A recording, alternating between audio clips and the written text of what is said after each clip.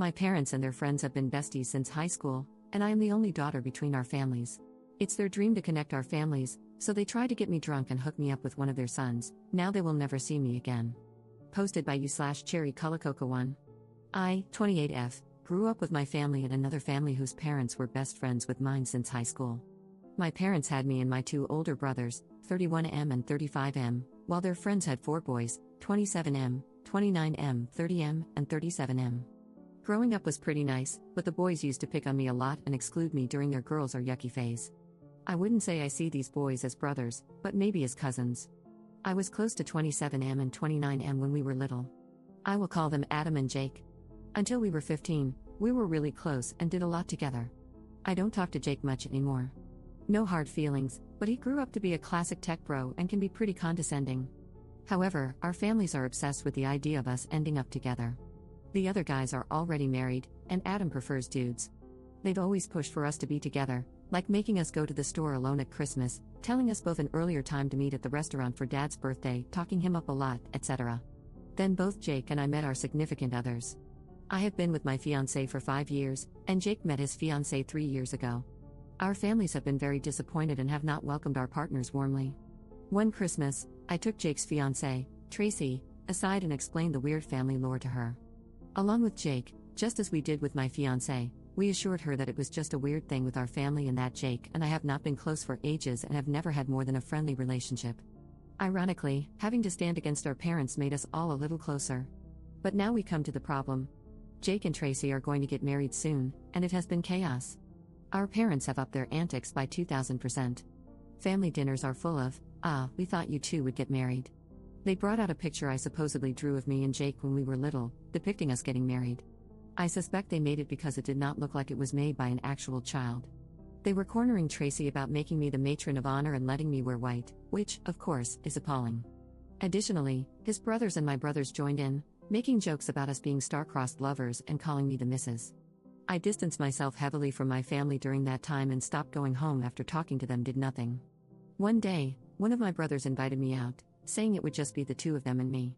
So, I went to his apartment, and when I arrived, it turned out to be Jake's bachelor party.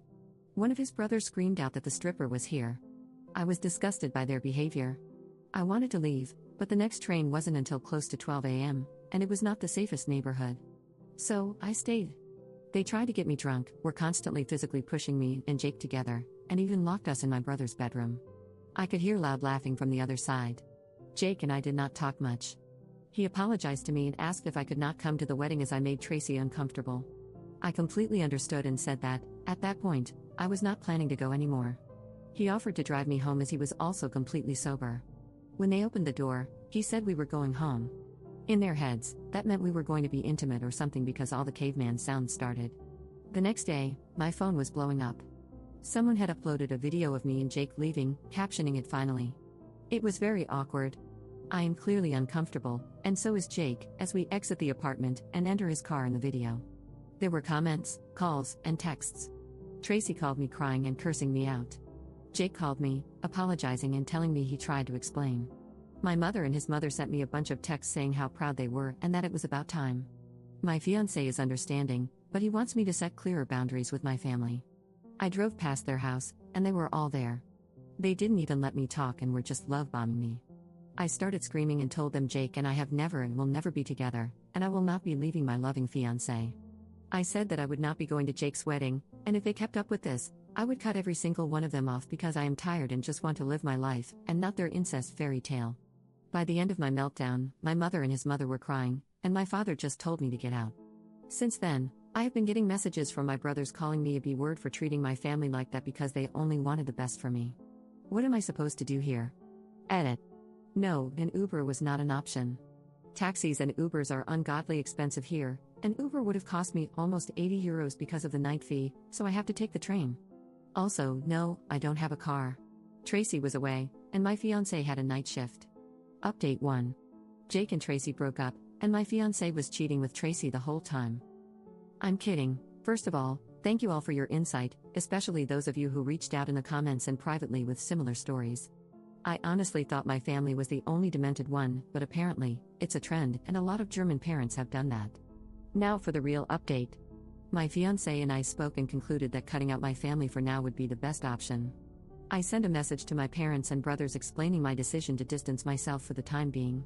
I emphasized that while I love them, I cannot continue to endure their pressure and manipulation. I told them their behavior had made me resent them and, to some extent, Jake. They ruined any friendly relationship we could have had and made me feel gross and exploited. I told them they were setting me up to be S8 if it had been anyone else but Jake.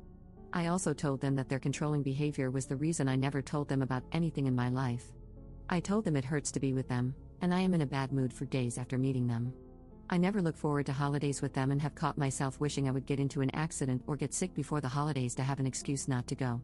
They cut themselves out of my life, and they will not be there when I get married, have kids, or achieve any other life milestones. After sending the message, I left the group, blocked them all, and felt a huge sense of relief. I cried with my fiancé for hours, and I didn't really know if the tears were from sadness, relief, or happiness. I was so conflicted that I just kind of fell asleep. Jake has also cut off his part of the family. According to Tracy, he went to their home, dumped a sack of their stuff on the table, told them to stay the hell away from him, and left. His mother tried reaching out to me, and my father tried reaching out to Jake. Our fiancés had been targeted by them too. My parents sent the police to my house, claiming my fiancé had me there against my will. We talked to the police. They couldn't do much but assured me that they would leave a note in their database clarifying that I am not being abused. I also asked how to go about a no-contact order, and they pointed me to resources. They also said they would tell my parents to leave me alone and noted that should they make false reports, they would have to cover the cost of the drive out to me. As of Friday, we have different phone numbers. Tracy is coming over this afternoon, and I am taking her to my nail salon. Afterward, we are going to a game store because she really wants to play some escape games. Jake and I are still not close, and he is also not close to my fiancé. But he is happy that we have carved out a healthy space and that Tracy is so comfortable with me now in such a short span of time.